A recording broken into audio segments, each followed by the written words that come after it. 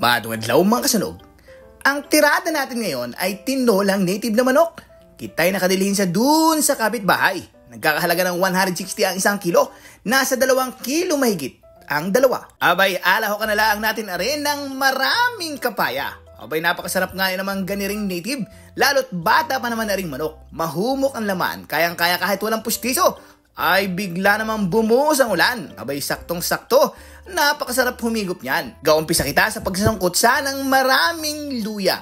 At syempre, bawang at sibuyas. Abay, amoy pala ay talagang quality na.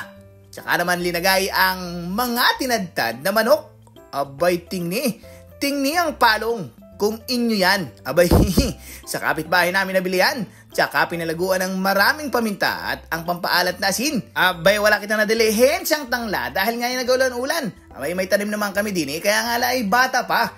At nang lumabas na ang kanyang brot, aba, arina, oras na para ilipat din sa malaking kaldero. Dahil nga na hindi ka siya din sa maliit na tulyasi. Abay, maapaw pag sinabuan. Kaya to the rescue din sa malaking kawali. At nang bumulak na ay tsaka naman ilagay ang maraming kapaya. Bawiin na lang sa kapaya, mas maraming kapaya, mas malasa. At dahil nga ni bata pa rin ating karne, abay madali lang aring maluto. Luto na rin aring ating kapaya. Abay tingnan naman nagalangib-langib ang mantika. Abay, anong pagtataba? At para naman sa panghuling pangwakas, abay, dahon ng sili. Hindi mawawala sa tinolang native yan.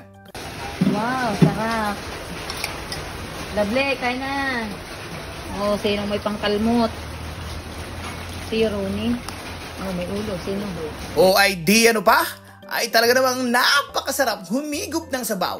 At sabay kulumbot, mamaya ay kay namang sarap. O ay ano pa? Hanggang dinila muna ating munti palabas. Salamat sa panunood.